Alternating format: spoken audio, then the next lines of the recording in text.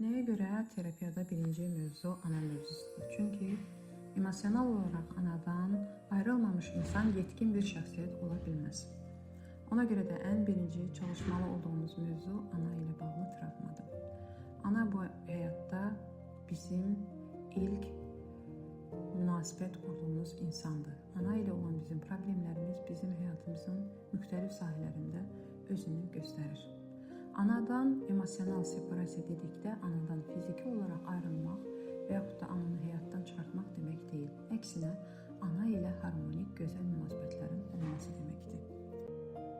Sizə bir neçə sual verəcəm. Bu suallara cavablandıraraq ananızdan emosional olaraq ayrılıb ayrılmadığınızı bilə bilərsiniz. 14 ədəd sual olacaq. Bu suallardan 3-ü və daha artığı sizdə varsa, demək ki, siz yetkin bir şəxsiyyət deyilsiniz. 1. Ananızla bir yerdə yaşayırsınız. 2. Ananız sizə maddi yardım edir və yaxud da siz ona maddi cəhətdən yardım edirsiniz. 3. Nəsə vacib qərar vermək lazım olduqda ananızla məsləhətləşirsiniz və yaxud da nəsə vacib qərar verdikdə anam nə düşünəcək, necə reaksiya verəcək deyə düşünürsünüz. 4. Ananızla tez-tez, bəzən də hər gün telefonla danışırsınız. 5. Ananızla bağlı incikliyiniz var. Ananızla bağlı küskünlük var və yaxud da münasibətlərinizdə problemlər var. 6. Bəzi şeylərdə ananızı mühakimə edirsiniz və mən əsla onun kimi olmayacağım deyirsiniz. 7.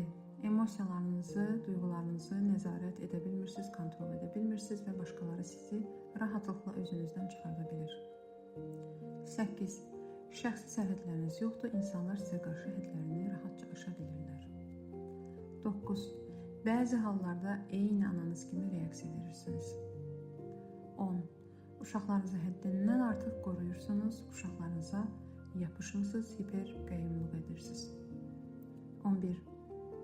Və yaxud da əksinə, uşaqlarınız sizi əsəbləşdirir, özünüzdən çıxarır, övladlarınızla pis münasibətləriniz var.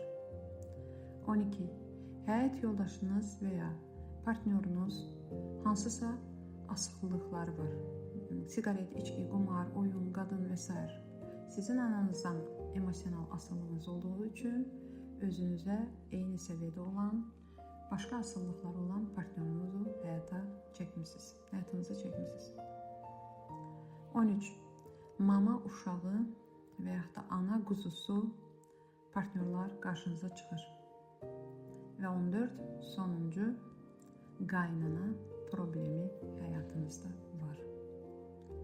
Əgər bu suallardan 3-ü və ya daha artığı sizdə varsa, demək ki, emosional olaraq anadan ayrılmamışsınız.